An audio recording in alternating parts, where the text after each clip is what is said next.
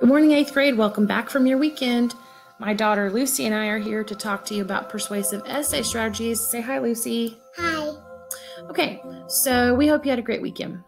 Let's look at taking someone for a ride in our car with 2 R's. And I know you're saying, Miss Greathouse, car doesn't have 2 R's. But that's just an acronym that we thought of to help you remember to have a clear argument, to target your audience, to give convincing reasons, and include a rebuttal. So let's take a look at each piece of our car strategy for making a great persuasive essay. Okay, Lucy, you ready? Yep. Okay, cool. All right, clear arguments. Lucy, do you believe if Santa Claus is real? Yes. Why? Because when I wake up on Christmas Eve, I see presents under the tree. Okay. That's why I believe. Okay. Well, Lucy has given us a clear argument that addresses that Santa Claus is real.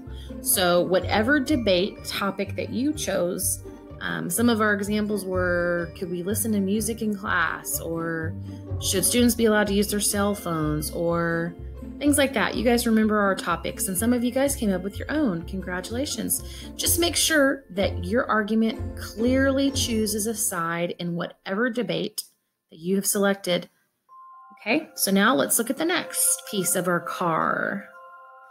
Besides our clear debate stance, we also have to target our audience. That's the A in our car. The audience has to be kept in mind. For this persuasive speech, the audience will be our classroom and peers and Miss Lazo's, Miss Greathouse, Miss Dahl, perhaps. So when authors write, they always consider their target audience, okay? Like Lucy's audience might be her other kindergarten classmates. What would you say to your classmates about Santa Claus, Lucy? All right, we'll come back to you. She's going to think about that for a minute. All right, let's think about convincing reasons. Your reasons can be personal. This is the first R in our CAR acronym. The reasons can be personal, and if they are, you need to provide examples. For instance, if Lucy says, I believe in Santa Claus because I heard the jingling of the harness on the reindeer's sleigh. So she can give that personal reason. Lucy, what other reason do you believe in Santa Claus? The jingling sleigh. Santa's coming down the chimney. Oh, you could hear Santa come down the chimney. So she'll provide that example. But your reasons can also include supporting evidence. For example, we put out some cookies for Santa Claus, and Lucy, did Santa Claus eat the cookies? Yes. Yes, he did. So you've got to include some evidence. Do some research. Look for a reputable source. It can't just be any old, Joe Schmo blog. You've got to have a good, reputable source for your data and information or your expert opinion. The reasons should appeal to your audience. Consider what emotion you're appealing to. Is it pride, anger, happiness, whatnot? Think about it. All right, and let's look at our last R in our car, the rebuttal.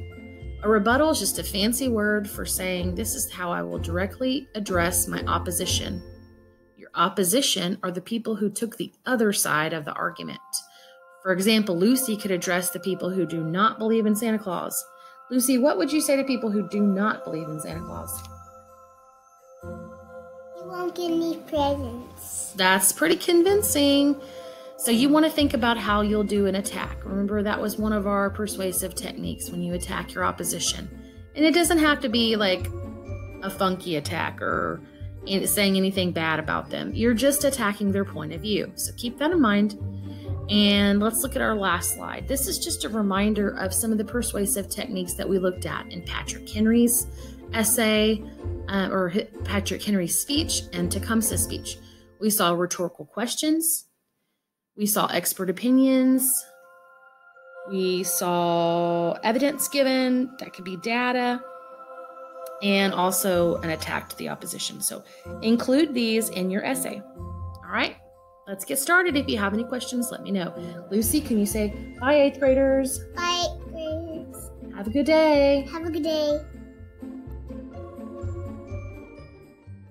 Created using Powtoon.